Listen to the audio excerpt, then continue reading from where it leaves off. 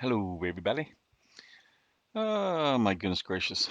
Let's see if we're going to find anyone here. I apologize sincerely. Apparently, I had to download a new version of Chrome since the version of Chrome that I uploaded or downloaded 11 days ago was insufficient. I had rebooted my machine. I had tried to work Safari. I had been trying to use Chrome.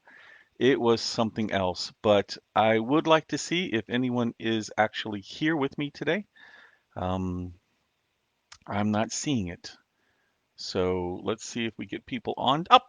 Thank goodness. Elaine, I appreciate that. Wow. Let me just say that that was trying eventually to do that. I need to check and make sure that I don't have anything, a hard stop at 9 o'clock.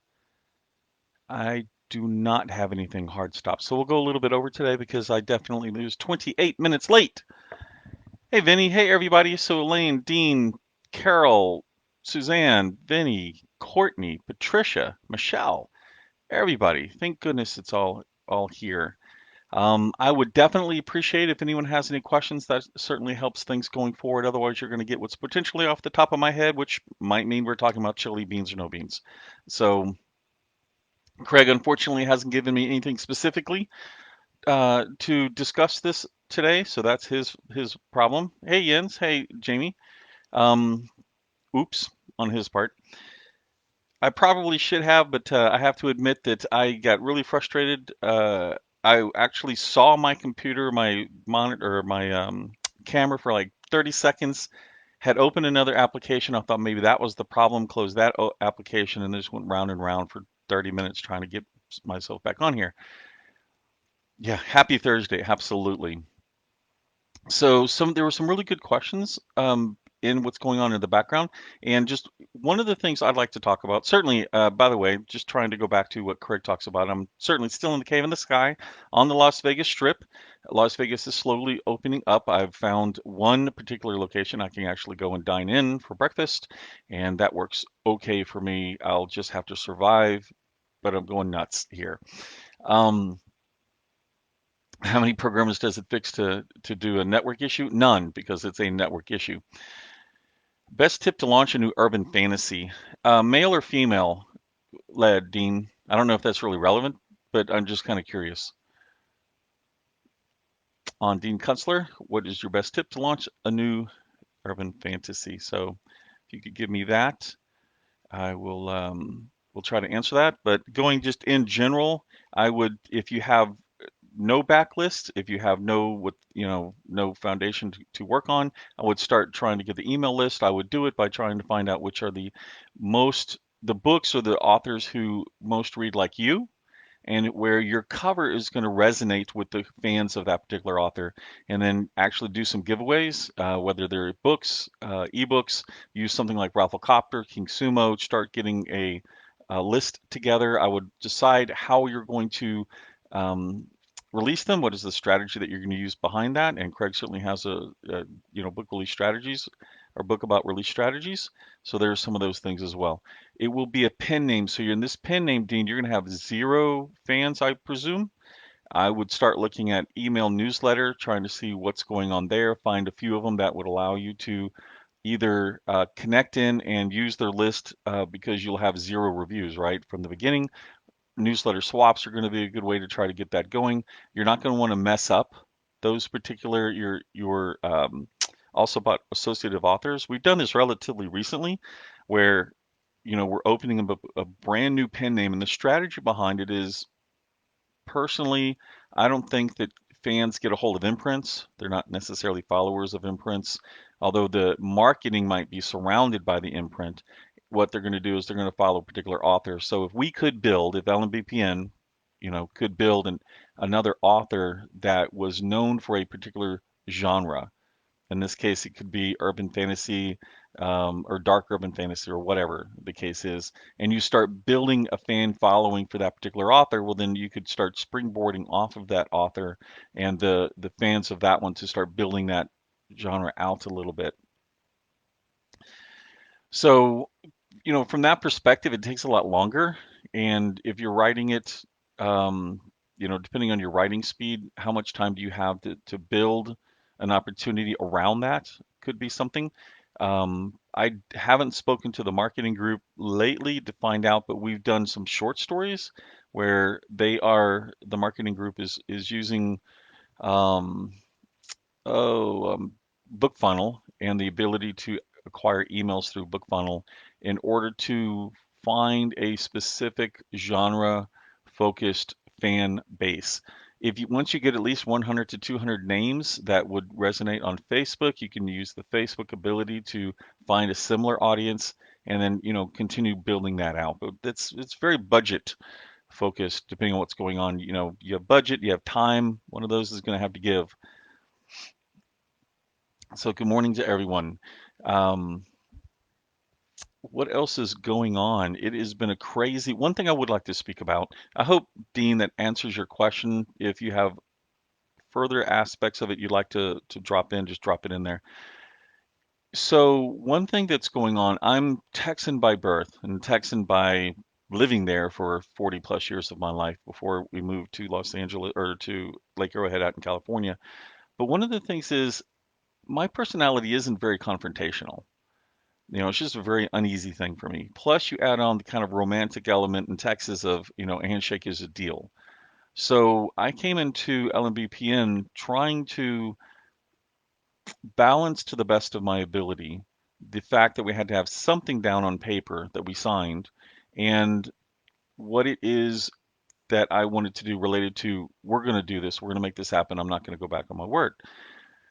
It has taken me a couple of years and a lot of pain to realize that first, going through a contract process is not a need to be a competitive situation. That which is how I took it 100% of the time. It's like somehow you're always in a fight. As soon as you had a contract, you're in a fight. And it's like, no. What really happens in a contract is everybody agrees this is what was said. It's like, would I have any issues if I'm like, are you sure your address is at 101 Smith Street? And the answer might be, well, no, it isn't. Okay, well, we need that. So you're going through the different aspects of it. And there are a couple of really good books on contracts that are out there related to the Indy area. Ali has one of them, and I believe there's one other, or maybe Ali suggests this other I'm talking about. Either way you look at it, go through it, understand there, LMBPN has had an interesting statement one time. If we, meaning that whenever we're engaging with a contract with another company, and if you do audio, you'll be engaging with another company. If you do collaborations, you guys should have some sort of contract down there that you both agree to. And it might bring up, some good points that you decide you don't want to work with somebody, and that's okay. You can agree to disagree on somebody without having, a problem beyond that.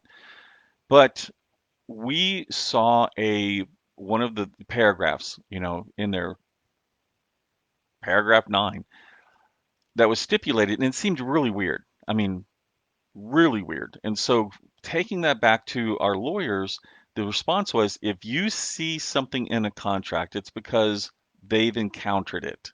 No one creates items in contracts that aren't the basics willy-nilly. So from there, you have to understand what you're going to do. So just if I can encourage you at all, do look into contracts. Don't take them like I took them, which was where, I'm doubting anyone's sincerity. Doesn't have to be that way. And there's a lot of good software out there. If you're a publisher, indie publisher, you're going to be doing a lot of these. Look into the software because you're going to get into dates where you're going to say, okay, this agreement is good for 7 years and will automatically renew. Gotcha. Automatic renew, which by the way, you're going to have to use that anyway yourself if no one says anything for 60 days or 90 days or 30 days. So the contract software that you set up now is going to remind you in more than enough time to do something about that. And to do something might be to decide to let it ride. So just wanting to really encourage that. And I agree, it is a shame handshake deals disappear. But in this case, there are just some things that need to make sense. At what point in the process, this is from Greg, should I work on finding and securing a cover? The interesting thing about covers is sometimes we push books based on covers. Like the artist has captured something that has fired up our imagination. So that in that case, you might procure 15 covers before you actually write the book. If otherwise, I would procure it earlier rather than later because of the marketing opportunities that allow. And it's almost a given that if you wait too far down in the process, and even though you should have plenty of time, something's going to happen. The book is going to get done, and all of a sudden you have no cover. So I would procure it as earlier in the process as perhaps fiscally you can. I don't know the situation on that side. And you might run into a few iterations of a cover. I mean, we had some fantastic artists, but the vision and their art style didn't mesh. And so we had to scrap. We paid for it, but we scrapped the cover and went another direction. So you just have a couple of situations that's going on there. So, what is the best way to market a Zombie trilogy, zombie apocalypse, I presume, that has been out there for a while and done moderately well for an unknown author? Trying to keep a massive effort on my part alive for the long haul. Thank you for all you do and for all of the way. Okay, so zombie apocalypse. This has been on my mind the last few days, actually, Sarah, because a lot of people have been talking about how everyone focused on zombie apocalypse is predominantly more like what's going on if an EMP hits and they actually have to survive an apocalypse, no zombies included. And I think we're going to go through this reality setting because of the pandemic. I mean, when you looked outside my window, it did look like we should see a bunch of zombies shuffling down after everyone went home. And I would probably look at trying to rebrand it from an art standpoint, for whatever's happening in the zombie apocalypse stuff, which I don't follow, but I would look at what's popular. What's the art style that's popular? And I would probably go down that direction and make sure people understood it. Is your stuff more lighthearted? And then that's also one way to do it. We do re-edits on some of our series that have made us multiple six figures. We'll go through and re-edit them sometimes. Some of the time is because, we wrote it 4 years ago. We really didn't know quite exactly what we're doing. We're better quality now. Sometimes, like, we're going to do an edit to two books because on a reread, it's like there's not enough dialogue in this. Maybe we changed the way we like to implement books, or we found that our readers prefer a certain style. We did a fresh edit through there and changed them. And then you come out with a version 2.0. And there are some benefits of actually doing that. If you put in the effort, these are not the same books.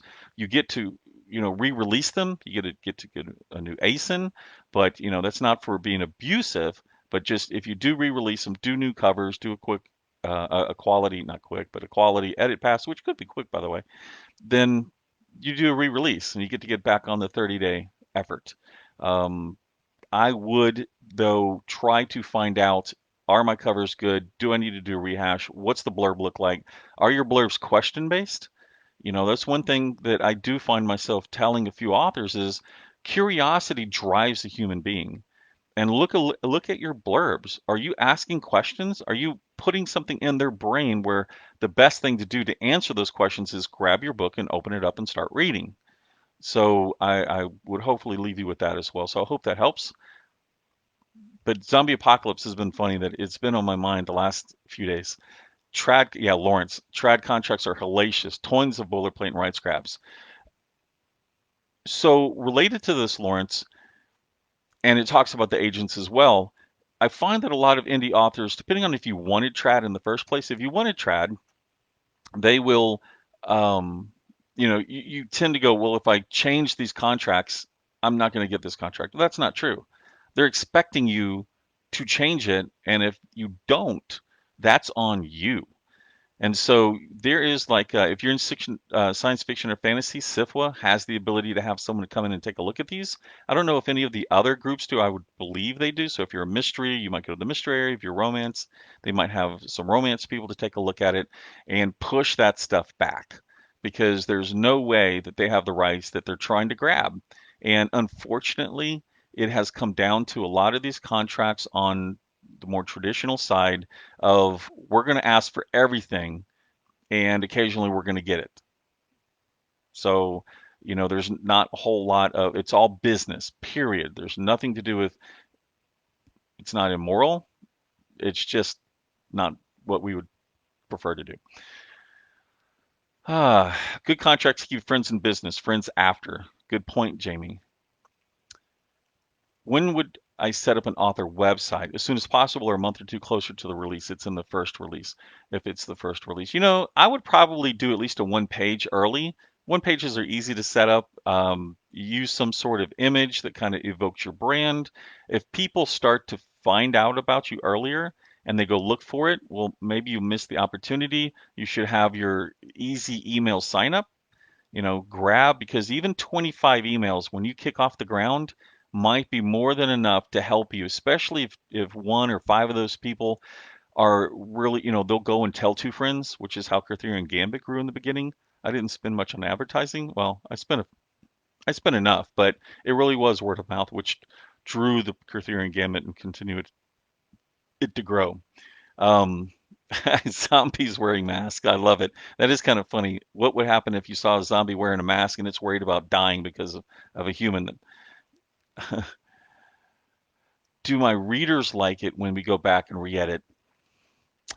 I don't know that we actually have to worry about that too much because, at least for us, with 90+% of our books being kind of limited, they don't really get the option, quite frankly, a lot of times.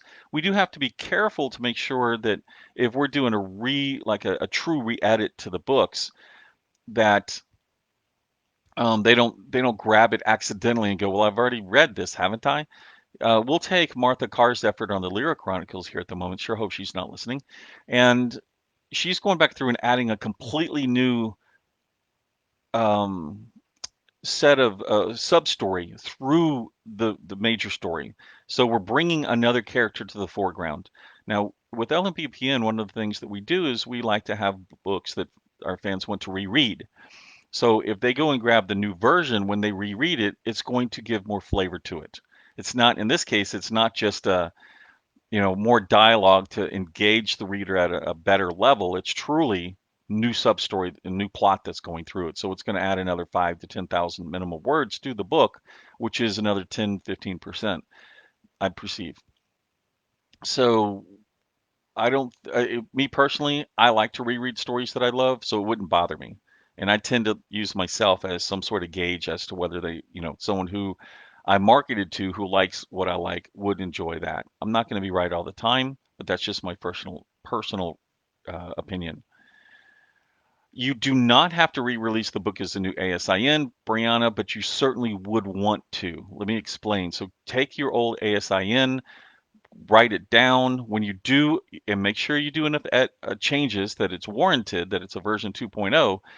When you get that new ASIN, reach out back out to Amazon, and if you want your reviews, say, hey, this has been a re-release, it's a re-edit, it's version 2. Can you move my reviews from old ASIN to new ASIN?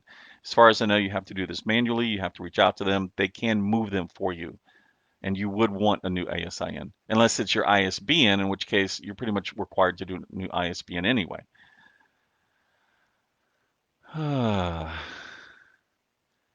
Change the titles. No. Would I suggest? I do not suggest you change the titles for the re-edited versions. Um, you are going to have a little bit of challenges of people not reading your blurb, you know, about saying, hey, this is a new edited version of the book. Dun, dun, dun, dun, dun, dun. Would I change the ending? I mean, not personally, because I believe I had the ending there for a reason. If it was a standalone, maybe if you wanted to do something, but no, we're not here to change the major structure of the story, unless you want to do like a new or additional epilogue where you're giving more information. Personally, as a reader, I find a lot of these epilogues really short. Like you get all of the action and everything else, and all of a sudden the action is done, and it's a page of, and this is what happened, and you're done. It feels very short emotionally when you do that for the books I've read. So I really do appreciate it when they give me a longer epilogue. I get to see the denouement, sounds like a French word I could use, to the story itself before I continue on. I like to leave what we like to call open loops, which are open questions. They don't have to be cliffhangers. Cliffhanger is a type of an open loop that tends to piss people off. We use a lot of other open loops that are engaged with the readers themselves in order for the brain wanting to close this open loop. And so when you go to the next book, those are carrying you forward. It's not, just a one big bang, is the person going to die? Yes or no? Get the next book and find out. There are YouTube. Elaine, can you answer this question? Are there podcasts or previous live sessions so that I can listen to them? I believe the answer is yes. I just don't know where it is. I think they might be on YouTube under the 20 books area. Craig has been doing a lot of these lately. So Greg has done a lot of these lately, and then we've done them over the last year and a half. And the FAQ will get you probably, if you read a lot faster, a lot of the answers you might be looking for. But just from the standpoint of listening in the background, when I started writing back in 2015, I didn't know anything about the industry itself. I just started doing something on Amazon, and I started finding the podcast, and that's all my wife will say. He'd be listening into the car. He'd be listening to podcasts in the shower. He'd be, and so I just did that to consume myself. And then I'm finding myself now, almost 5 years later, getting to the point where I need to go and reach out for the books themselves. So, business books, which kind of like, okay, I've read enough in the industry. Let me go back out and find the more generic business books and see how they apply to the industry that I've become a part of.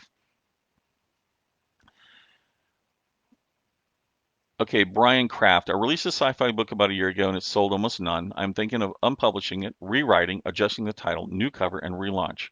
Can we offer your thoughts?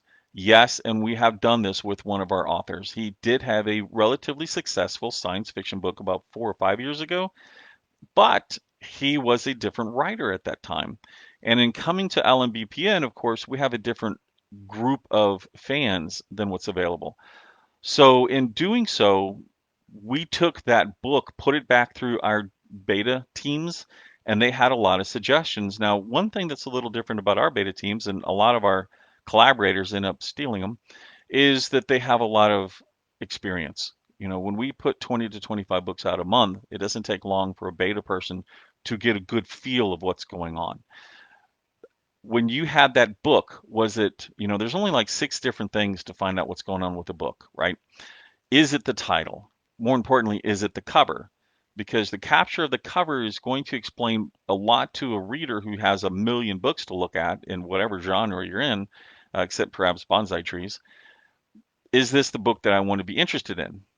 So your cover grabs them enough. Your title is getting it. Then you're looking at your blurb, and if any of those previous, your title, your cover is so amazing, or they're just not a blurb person, they might skip the blurb. Do the inside. Did you spend time on that first 1,000 words to make sure that you capture them as possible, as soon as possible? There's a famous quote Craig likes to say that I can't remember who he gives the attribution to, but your first sentence is there to make sure they read your first paragraph.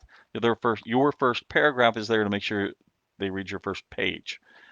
Did you accomplish that in order to do it? Because with Kindle Unlimited, provided that's where you're going, we get 2/3 of our income from that. Our fans can quite easily just skip it and move on.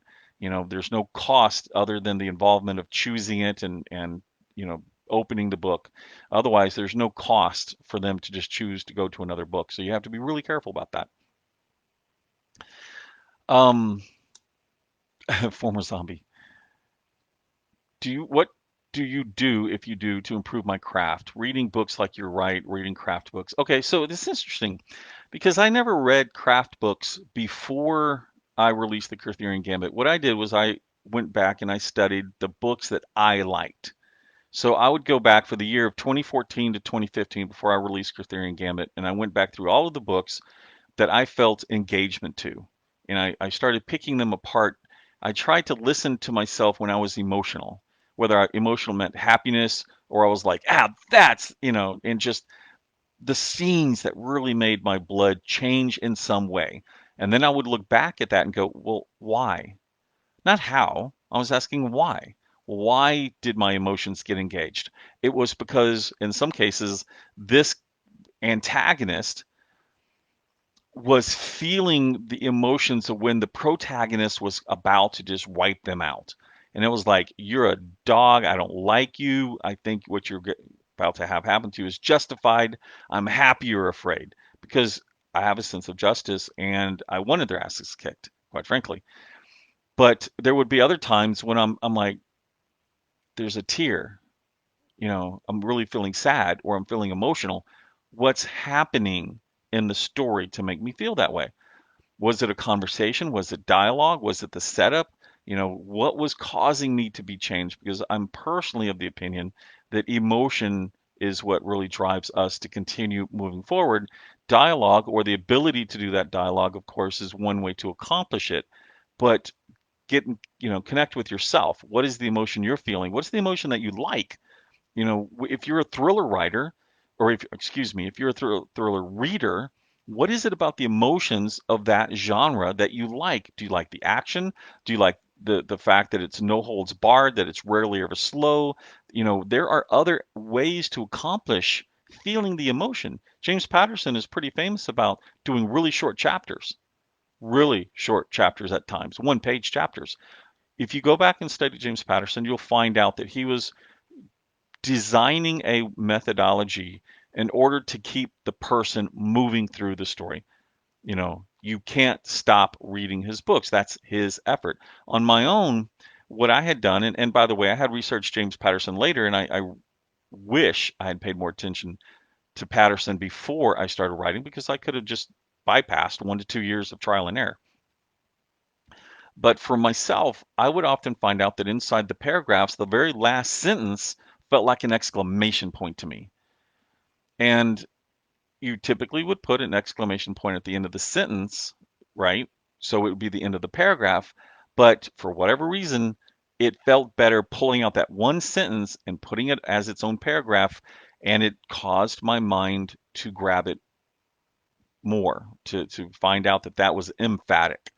And it gave me a better experience. Long paragraphs didn't work for me. My mind goes through long paragraphs and it feels, I don't care how much action is in there, it feels slow because I'm never going down the page. I'm going slow. My eyes have to take a long time to go down the page, but if you break them up, all of a sudden you're like bam, bam, bam, bam, turn, bam, bam, bam, bam. So you have more ability to enhance the emotional aspect of your books, even by changing sometimes locations of sentences and structure.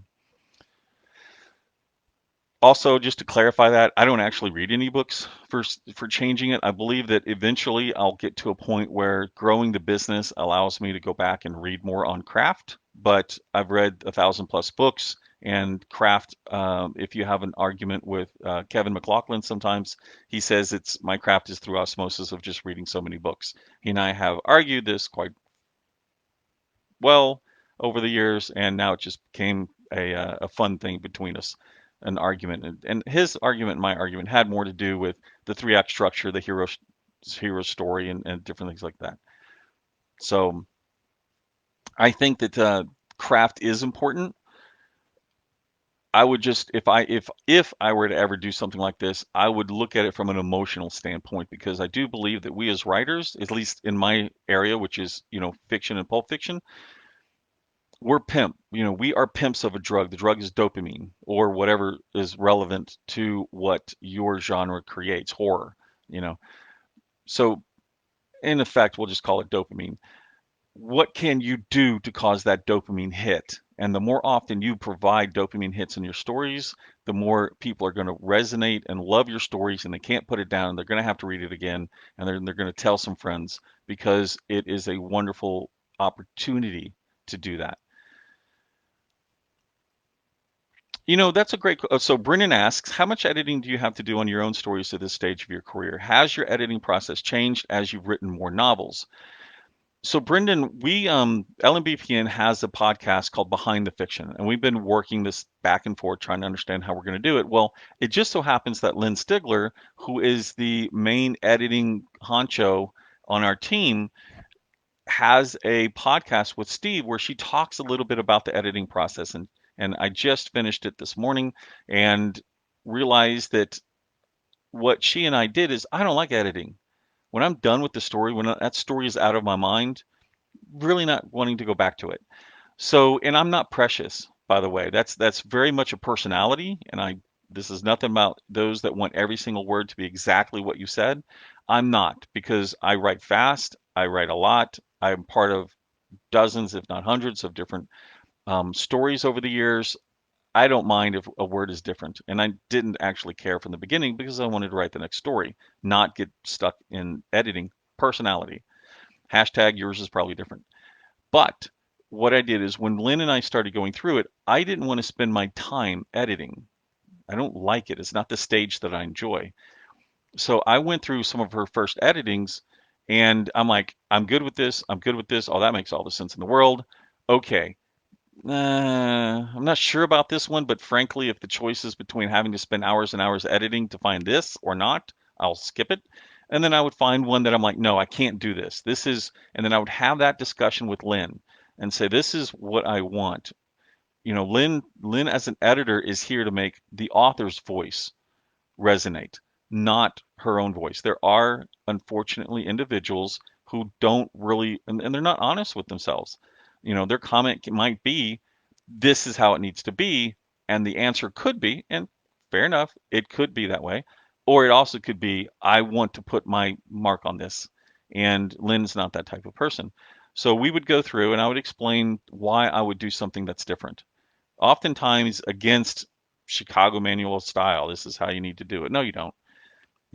We have certain things, they need to be proofread. They need to have a lot of these other things. But like I mentioned earlier, there are opportunities where I'll move a sentence out of a paragraph and put it down. And I would imagine I could find people to argue with me on that one. They don't have to read this way that we do it. That's okay. When you realize that at some point you're doing it because that's your style. The more unique you are, the more your fans will gravitate toward you and support you. The more generic you are, the more easily you are replaceable. And so just recognize that when you make some of these decisions. Yeah, Vinny's comment, songwriters don't go back and edit once the song is out. They are on their own. Thank you, Jamie. It's great to know that you've listened to it already. I get some great background on people in our company by listening to our own podcast because it's behind the fiction. So it really does talk to a little bit of their background, and I don't get to talk to everyone as much. So I don't know some of theirs. Question, Scooter, related to the first book, releasing this summer. Very proofreader said it's good, fun, and entertaining, but it's not great. It's a 7. It could be an 8 or 9. Okay. Should I just tidy it up and get it to the market, or do I delay release and make it better? This is the first of a planned trilogy. Obviously, the first book in a series is the one that everyone reads 100% of the time, right? So I would work on the first 3,000 words and try to make that good, but there is absolutely a challenge with trying to make it great because when does 3 months become 6? When does 6 months become a month or a year? You know, I believe there's a fairly famous quote from Stephen King who says, do your first million words and throw them away. Well, I'd be out a few $1 million if I had done that. And we did go back and fix it. We're not in the same situation as they were 20, 30, 40 years ago. We can go back in and edit if we can. I've made comments to Amazon multiple times, so much so that now our contact's like, I'm aware that this is what you want. And that what I wanted was, can you tell us in the book where people tend to stop reading? Because if you can, then I can ascertain where in that story the problem lies and change it. But I feel like if you understand what you love about stories, write the story you enjoy because when you do that, your future marketing is so much easier because you don't have only yourself to resonate with. You're not chasing somebody else going, well, they say that this is good this year to write. Well, if you're going to write whatever everyone says is selling, make sure you enjoy reading it so that you actually can tell people. It's been the easiest thing in the world when someone says, what about this? And I go, I liked it. The beta readers or the JIT readers, we don't like this. That's nice. I'm not the same as you. I like it, so there's probably another marketing area, people who like this facet of what I enjoy reading. That's why this got produced or published. So you have to, kind of believe on yourself. So I would only focus, if you're going to keep focusing, only focus on the 3,000 words because you need to get it out there and you need to get moving and you need to get, if you don't learn it in this series, learn it in the next. And there's no way to do that without getting hard responses from fans that's going out there. So that would be my suggestion. Do you feel it's good or bad to be a multi-genre writer? Some are sci-fi, others are horror. Well, one of the biggest authors in the world from an income perspective is James Patterson. He is multi-genre. He actually says there's nothing difference between his books between someone who's so if it's unputdownable, which Mark Dawson has something with that too, unputdownable books. But if it's unputdownable, it doesn't mean it matter the genre. They're page turners. I think Patterson calls them, if you grab a Patterson book, it's a page turner. Period. Doesn't matter the genre. You will find your marketing a little bit more challenging. Absolutely. And so there's some gotchas on how much time that you have. We did, in fact, I spoke about this to a person at one of the audio companies yesterday. But if you do multi-genre books, which Kurtherian Gambit absolutely is, it's both paranormal, it's sci-fi, it's probably got a little bit of the kitchen sink in there. You're going to find out that we marketed it to one genre. We didn't try to muddy the waters going, this is a vampire book. Oh, this is a werewolf book. Hey, this is a sci-fi. This has got aliens. Hey, we're doing post-apocalyptic now. We didn't do that. We just chose which marketing area. Now, over time, once you kind of run through the paranormal, maybe you go with a different slant. Maybe you go with an alien, or in your case, horror, right? And is your horror Ghostbusters? You could argue that's humor to some degree. It's action thrills, so you have the ability to market a little bit later, but don't confuse people by trying to do multi-marketing. And one of the worst things you can go is everybody. This book is for everybody. No, it's not. It really isn't for everybody because some people want something very specific, and if you don't spend 100% of your story talking about that trope, it's not for them. So just kind of like by definition, it's never for everybody, and your marketing's only going to be harder doing it that way. So it the question usually has more to do with building an audience, getting to a point where you can sell enough to accomplish what you need to do for your personal responses, and then move forward. In general, the freshman class of 2015, 2016 on the indie writer front, a lot of them fell somewhat by the wayside because they didn't continue the focus on a good series. Their series came out, it was popular. They went 3 books, they went 6 books. The fans were wanting more, but they shiny object. I want to go write about this now, and this didn't have anything to do with what was going on. And I watched over time many authors go down that path and kind of hose themselves because of the way that they did this. And the fans were like, well, I don't want this new thing, shiny object. This is what I loved about you. So they would skip the shiny object and they would move to another author and they knew the story. They gave them what they wanted. And when the author came back to it because they were refreshed, which is hard to do, staying in the same route, but when they came back, the fans were not there for it. And so they had to rebuild it all over again. So,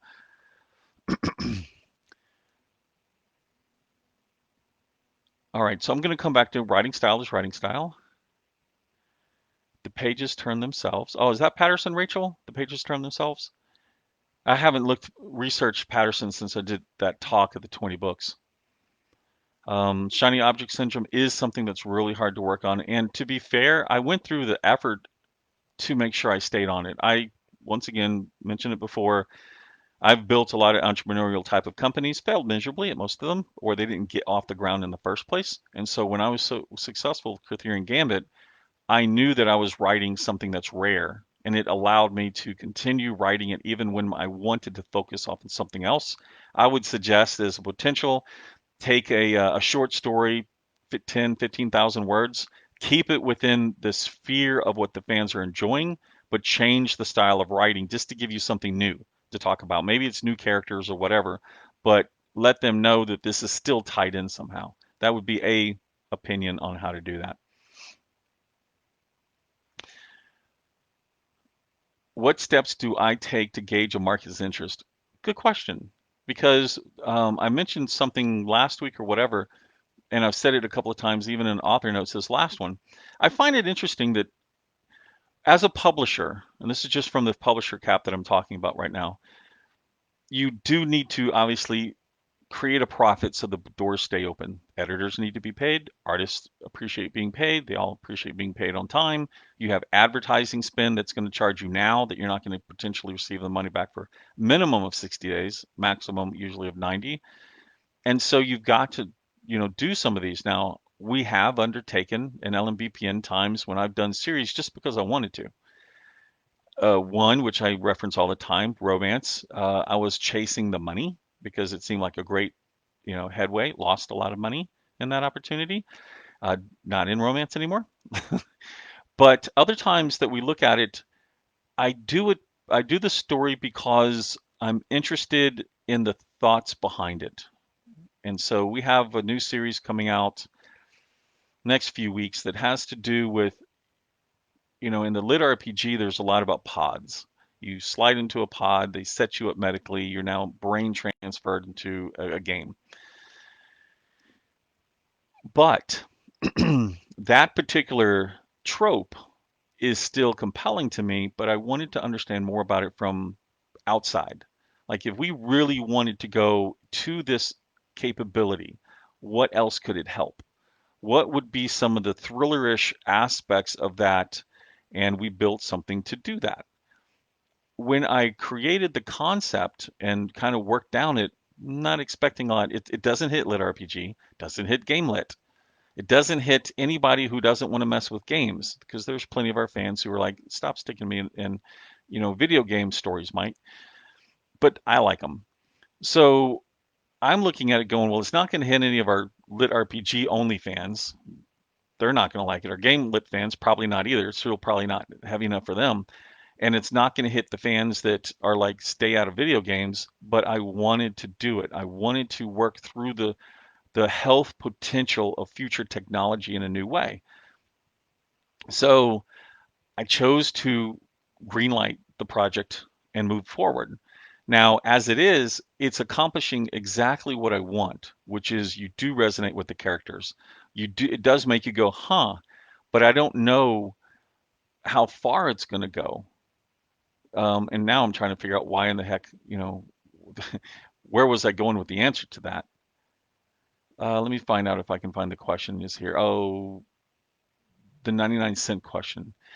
Um, we're actually, in this case, we're putting 3 books in one, so it's a mega book. One of the reasons for that is because the friction points between releasing a trilogy and releasing one larger book, there's fewer friction points, and you have the opportunity to break them up later, provided you don't sell the audio rights. Totally different discussion. I would assume, so there are 2 things. At 99 cents, you're going to have a lot of people who are kicking the tires. You're going to get your review is usually going to go a little worse. If you truly believe that this story resonates with people and that the 4.6 stars is well earned, I would get it off 99 cents. Minimum 2.99, possibly higher depending on the page count. Force them to really make a decision. It's interesting if you go through sales training, and this is, usually business to business sales training, or it can be anything else. But when you go through sales training, they have learned through research that the higher the price point, yes, the more someone kicks the tires, but the more they're committed to making that they have made a good decision when they read it. When someone spends 99 cents for a book, they don't respect the book as much. They're happier to give poor reviews and move on. So it's even recently we've done this where we had a book we've had for a long time. We put it out at 99 cents thinking that what we would do is create a larger mouth of the funnel to where more people are coming in and overcome the reticence of 99 cents. But if you're going to 45%, we have to understand why. Is it a pricing situation? Are you really not delivering? So even though you have 4.6 stars, it's people just, 5 pages in, they're out, they're not even reviewing it. So you have to look at that pretty harsh. I would guess at 45% that we do have an issue with read through somehow, some way. It could be that they feel the story's over at book one. They have no reason to go on. They don't like, one of the major reasons, they don't like your protagonist. They don't resonate with that person. It's dark. Or, a lot of times I've heard people talk about, well, they have problems and we're working through the problems. I'm like, well, if they didn't give them any solutions in book one, why do they want to stick around with the person who's still problematic? It's a smaller group or subset of readers. Could be an explanation. So, Jerry, I think if you can't, someone start with just going to book two. Oh, so here's an interesting answer to that. Now that I've read the rest of it. So in the beginning, I was doing 65 to 70,000 word books. And when I was actually working with the first 4 people of 20 books, one of them was Scott Paul, T.S. Paul. And I said, you know what? Amazon's not telling us anything about where they're stopping. So why don't we consider doing this? Why don't we take a 60,000 word story and break it into 320s? And from the 320s, you could release them and find out, are people reading through the trilogy? And if they are and they're loving it, then you put it back together. That's now book one. Scott, on the other hand, he had his first 20,000 words finished and was anxious. I was asleep at the time. It was late at night, early in the morning. He looked on Amazon, and Amazon was suggesting that he sell his 20,000 word story for 299. And I had listened. So this is, bad on me, but by that time I had been around in enough of the groups and enough of the podcasts to realize that everyone's saying, short stories 99 cents, short stories 99 cents. You'll get killed in the reviews, which you will, but he was able to make a really good living on 20 to 30,000 word books for the next 3 to 4 months and moved into multiple high four figures a month income just off of this side story. And you have a better understanding of where people are stopping because instead of 160 where you're stopping, you can actually check the read through on the smaller amount. So that's one way to try to accomplish it. And kudos to him for just, trusting Amazon. His reviews, once again, his reviews were lower, and that hurts from an average standpoint, but he made plenty of money and a lot of fans that way. And there is a podcast, if you go to the Author Biz, Stephen Campbell's Author Biz, he interviews Scott. This has got to be back in 2016, I believe. So take a look to see if it's back out there and listen to that. That might be some interesting information for you. Would you ask fans about bringing back characters or making decisions? This is from Jake Lynn. Thinking Jason Todd and Batman were to let fans vote on whether he lived or died. Yes, I would do it. It would probably be not a common occurrence. It would be about something I didn't have a large opinion on. But let me tell you this time when I killed a character everyone loved. This is about book 9 in the Arthurian Gambit. I was going to go to 21. It was rapidly becoming obvious that the story was getting together where Michael, the patriarch of the vampires at the time, and Bethany Ann, which was my character that I felt I had created, I didn't want the story to become about a romance between the two of them. And I had seen that happen in another series that I really loved, and I just didn't. It's like I didn't care about the significant other. It wasn't important to me. I was like, oh, now we have to go through another significant other discussion. So I was like, I'm not going to let that happen to me. I'm going to kill him off. There's no question he's gone. Well, fortunately, I decided to do what I would call a soap opera ending, where he was killed, but there was enough hints that it could be feasible that he could survive. I got such, and I think I released on a Friday, almost always released on Fridays at that time.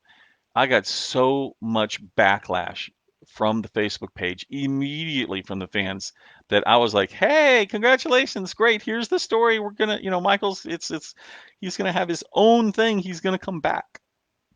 Even yesterday, I was going through my Facebook messages and I found a lady, a fan, who said, "I quit listening to Arthurian Gambit at book 9. You killed Michael." I mean, that's just a random message. You killed him. I stopped the books. I can show you steps where, my read through rate is good, is good, is good. That book plummeted because I killed somebody and I had to go back in and fix it. And the lady yesterday, I was like, hey, I'm sorry you feel this way. Just to let you know, Michael did come back. There are books about him. And all of a sudden, I get a ping back on Facebook minutes later. Oh, great. Good to know. I'll keep reading. I'm like, son of a gun.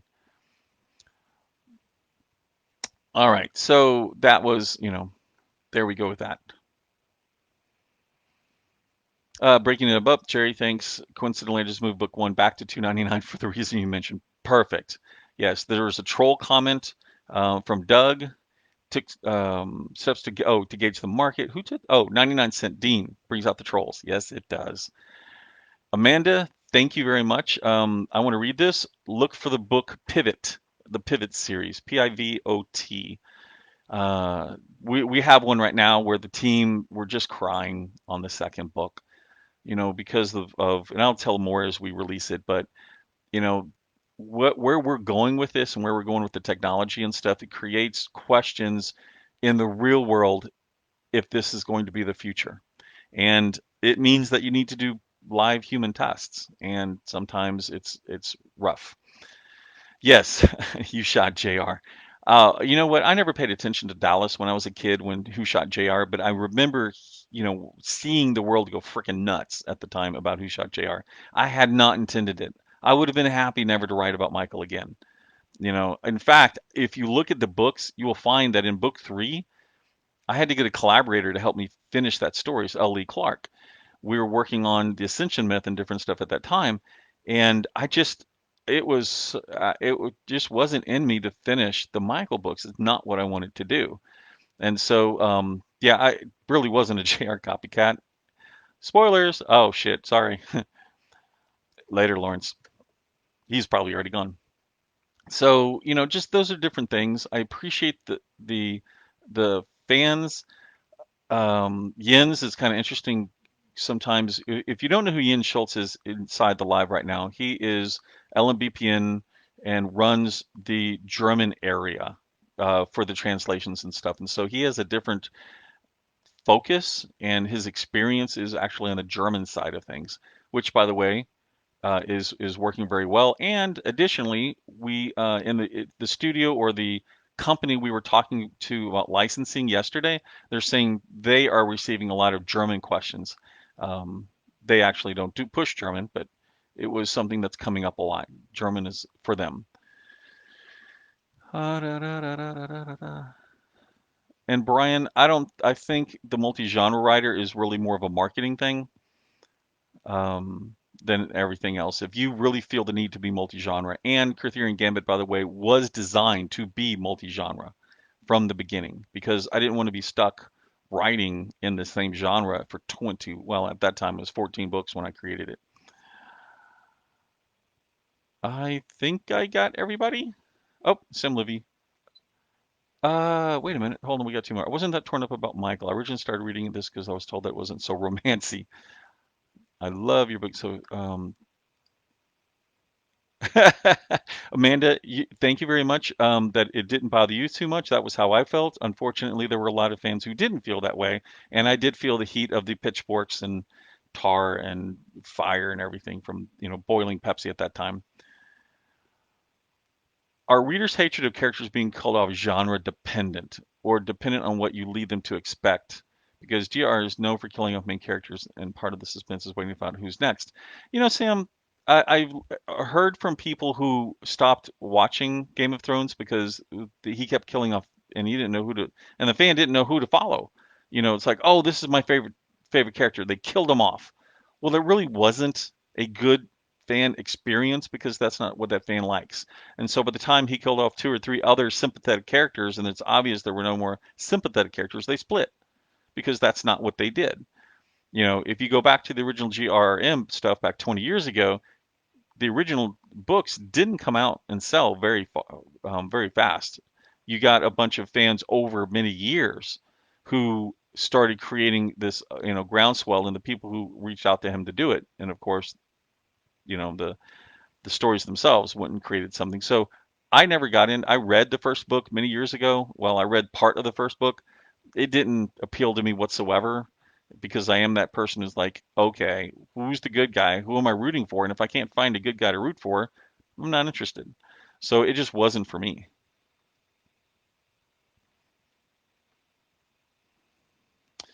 Brian, your follow-up question about writing one sci-fi, one horror. Yes, you do actually.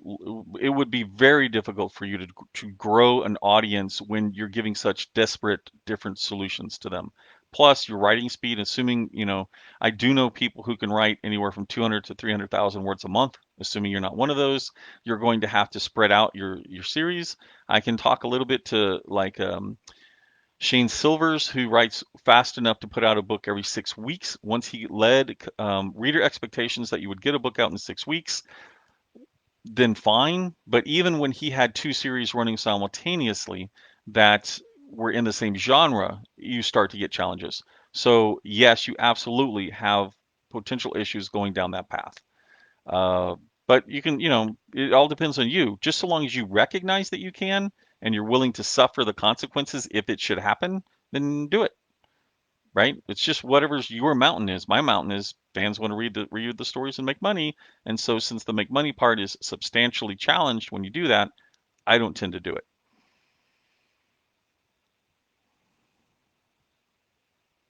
Root for the house you love. So this is Amanda, not the person. I don't connect to houses that much. So it's just really a situation where I connect to characters, thus the stories I tend to be involved in.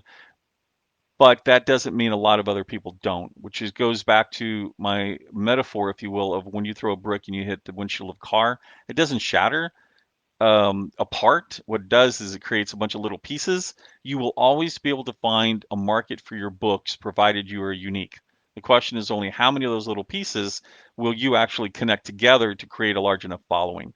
I just happen not to enjoy that type of story, so I won't ever be a fan.